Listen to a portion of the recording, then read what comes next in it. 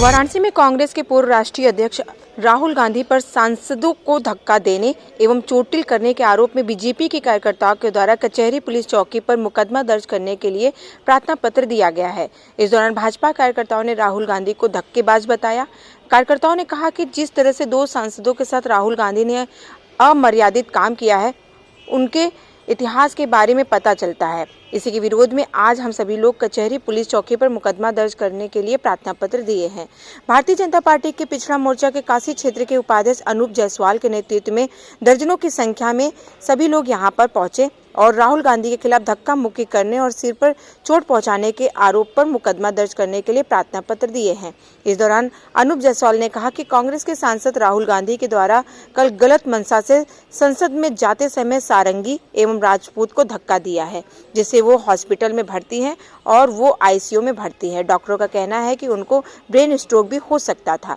ऐसी गलत मंशा से धक्का देने वाले राहुल गांधी धक्केबाज कहते हुए पुलिस प्रशासन से उनके खिलाफ BNS 109 के तहत मुकदमा दर्ज करने के लिए तहरीर दी गई है। आज हम लोग कांग्रेस पार्टी से जो सांसद हैं राहुल गांधी के खिलाफ हम लोग जिला मुख्यालय के इस पुलिस चौकी पर तहरीर दे करके उनके खिलाफ मुकदमा दर्ज करने की मांग करते हैं। कल जिस तरह से उन्होंने सदन में जाते हुए धक्का दे करके, गलत मंशा से धक्का दे करके, एक होता है कि गलती से धक्का लग जाना, एक होता है मंशा बना करके धक्का मारना किसी को घायल करने की। प्रताप सारंगी जी और राजपूत जी को जो धक्का लगा है उससे वो हॉस्पिटलाइज हैं, भर्ती हैं, आईसीयू में भर्ती हैं। डॉक्टरों का कहना है कि उनको इससे ब्रेन स्ट्रोक भी हो सकता था। तो ऐसे गलत मंशा से धक्केबाज को आज हम राहुल गांधी को धक्केबाज के नाम से यहाँ तहरीर दिए हैं और पुलिस प्रशासन से मांग करते हैं कि 109 के तहत उनके ऊपर रिपोर्ट दर्ज करके उनके खिलाफ कार्रवाई करें। हम उनकी गिरफ्तारी की मांग करते हैं।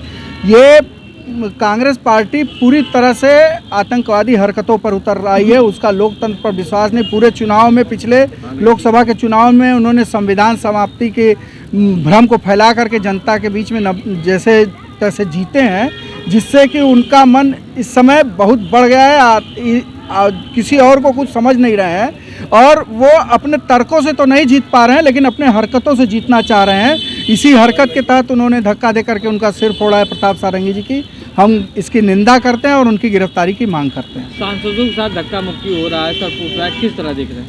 ये तो देखना पड़ेगा कि कांग्रेस जिस चीज़ को कहती है उसको वो कभी फॉलो नहीं करती है। वो कहते हैं कि लोकतंत्र की हत्या हो रही है। उनकी दादी से लेकर के नेहरू जी तक इसके उदाहरण है कि इमरजेंसी किसने लगाया, 106 बार संविधान में संशोधन किसने किया, किस तरह से इमरजेंसी के दौरान कोई पत्रकार बिना उनके दिखाए, यहाँ तक कि अखबारों के सादे संपादकीय छपे उस समय कुछ नहीं लिखा गया, क्योंकि लिखा जाता तो कांग्रेस पार्टी से उसको एडिट कराना पड़ता।